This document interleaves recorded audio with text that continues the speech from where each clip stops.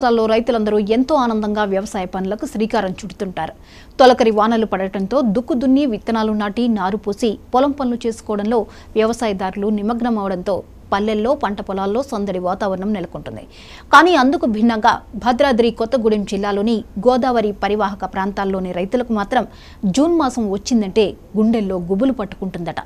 వ్యవసాయ పనులు ప్రారంభించాలి అంటే అనేక రకాలుగా భయాందోళనకు గురవుతున్నారట. దానికి కారణాలేంటో చూద్దాం.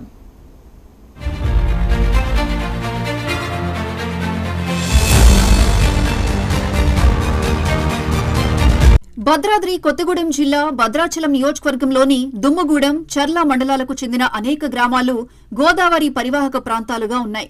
ఈ గ్రామాల ప్రజలందరూ వ్యవసాయ ఆధారిత కుటుంబాలు కావడంతో జూన్ వచ్చిందంటే వరి, పత్తి, మినుములు, కందులు, పెసర్లు తదితర పంటలను పండించేందుకు సమాయత్తమవుతుంటారు. కానీ ప్రతి ఏటా విత్తనాలు నాటి నారు చేతికి వచ్చేలోగా గోదావరి ప్రవాహం పెరిగి పంట పొలాలను ముంచెత్తుతూ రైతులకు తీవ్ర నష్టం వాటిల్లుతుంది.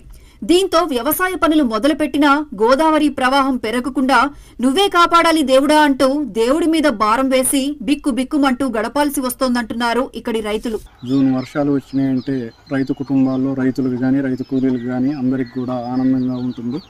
కానీ భద్రాచలం నుండి చర్ల వరకు గోదావరి పరివాహక ప్రాంతంలో ఉన్న రైతులందరికీ కూడా ఇది ఇబ్బందికరంగా మారింది. ఈ రోజున గోదావరి పరివాహక ప్రాంతంలో అందరం కూడా వ్యవసాయ కూలీలకు సంబంధించిన కుటుంబాలు వ్యవసాయం చేసుకొని జీవిస్తున్నాం. కానీ ఈ రోజున వర్షాలు పడ్డాయంటే ఒక పక్క ఆనందం, మరో పక్క ఆందోళన మాకు తయారైంది.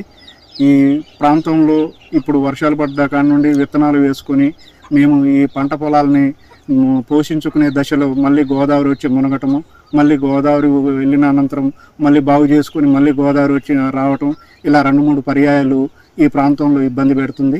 అలాగే ఈ ప్రాంతాన్ని గతంలో కంటే ఈసారి ఇంకా మొన్న వచ్చిన గోదావరిలో పంట నష్టం విపరీతంగా జరిగింది. తెలంగాణకు సరిహద్దు రాష్ట్రాలైన మధ్యప్రదేశ్, ఛత్తీస్గఢ్ ప్రాంతాల్లో అధిక వర్షపాతం నమోదైన ప్రతిసారి ఆ నీరంతా గోదావరి నదిలో కలిసి ప్రవాహం పెరుగుతూ ఉంటుంది. దీని వలన భద్రాచలంలో 50 అడుగుల వరకు గోదావరి ప్రవహిస్తే చాలు దుమ్మగూడెం మండలానికి చెందిన తూరుబాక, రేగుపల్లి, నర్సాపురం, లక్ష్మీనగరం, చిన్నబండిరేవు, పెద్దబండిరేవు, సీతానగరం లాంటి గ్రామాల్లో వేసుకున్న పంటలు వరద ప్రవాహంలో కొట్టుకుపోయి రైతులు ప్రతి సంవత్సరం తీవ్ర నష్టాన్ని చవిచూస్తున్నారు. దీని వలన పంట పొలాల్లో భూసారం తగ్గి మరలా భూసారాన్ని పెంచేందుకు పంట పొలాలకు వరదల వల్ల పట్టిన బురదని తొలగించి సేంద్రియ ఎరువులను చల్లి తిరిగి పనులు ప్రారంభించాలంటే పని భారమే కాకుండా ఆర్థికంగా చితికిపోతున్నామని వాపోతున్నారు గోదావరి నది పరివాహక ప్రాంత రైతులు. ఇప్పుడు జూన్, జూలై దాటిన కానీ ఆగస్టు కాడి నుంచి వర్షాలు పడ్డ కాడి నుంచి ఎక్కువ అయ్యేకుంది గోదావరిలో ఇదవుతున్నాయి. గోదావరిలో వచ్చేసి పంట వేసిన పంట మొత్తం గోదావరి పాలవుతుంది. మళ్ళీ నెక్స్ట్ ఏదైనా పంట వేసుకుని చెత్త ఏం తొలగించుకొని పంట వేసుకుందాం అనేసరికి వర్షాలు వెనకబడిపోతున్నాయి. వర్షాలు వచ్చే అవకాశం లేదు. అట్లా రైతాంగం ప్రతి సంవత్సరం ఇట్లా 30-40 సంవత్సరాల నుంచి ఇదే పరిస్థితి. వ్యవసాయాన్ని ఆధారంగా చేసుకుని బ్రతుకుతున్న ఈ గ్రామాల రైతులకు ప్రతి సంవత్సరం గోదావరి వరదల రూపాన యమగండం పొంచి ఉండడంతో ఇటు పొలం పనులు ప్రారంభించలేక అటు వ్యవసాయం మానేయలేక ఏం చేయాలో పాలుపోక తీవ్ర ఇబ్బందులకు గురవుతున్నారు.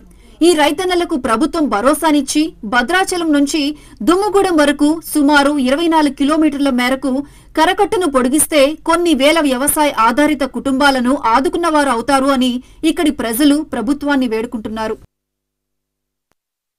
ఏపీ సచివాలయం సెక్రటరీ